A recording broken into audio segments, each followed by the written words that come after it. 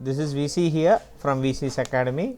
In today's class, we will discuss about this is the group which belongs to kingdom Protista. In these classes, we have discussed about kingdom Monera. Kingdom Protista, we have discussed about dinoflagellates. We will see about euglenoids. Going into the class, if you are visiting my channel for the first time, please subscribe and press the bell icon so that you will get all my videos as notifications. Concept will be useful for your revision purpose. Into the concept, what are all euglenoids and what are the characteristics we will see in this concept. One, majority of euglenoids are freshwater organisms and these are found in stagnant water. Instead of cell wall, protein rich layer called pellicle is present, which makes their body flexible. Here what to be noted is, instead of cell wall, protein rich layer called pellicle is present that makes their body flexible. Two flagella, same like dinoflagellates, those also have two flagella.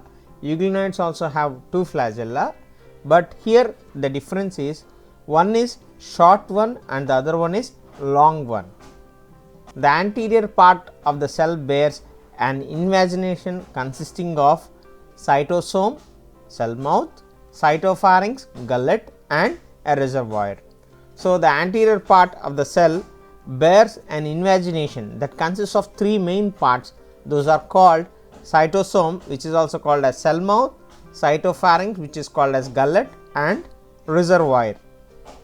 It consists of photosensitive stigma or eye spot on the membrane of reservoir.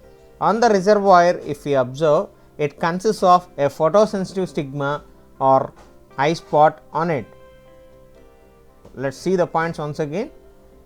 Euglenoids are freshwater organisms. These are found in stagnant water, and if we observe carefully, the cell wall is not present, but it contains protein rich layer called pellicle that makes their body flexible.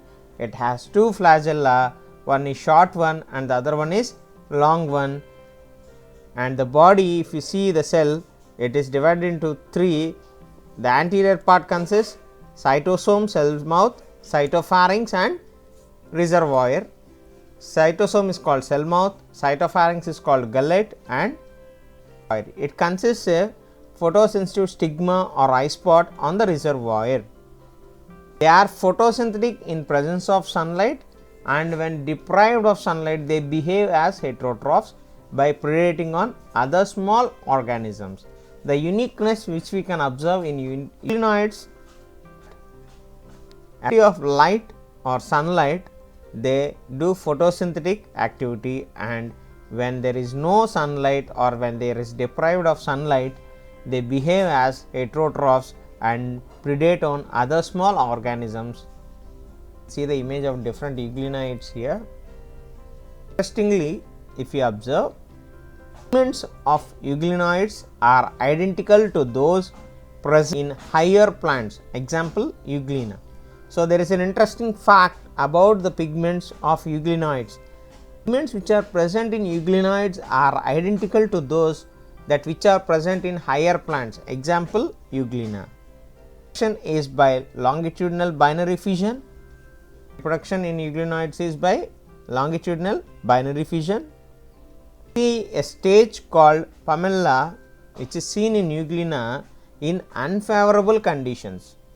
The points here, these are synthetic when they are present in sunlight, or when there is a of sunlight, they are prepare food by synthetic process, and when there is availability or no sunlight, they behave as heterotrophs by predating on other small organisms.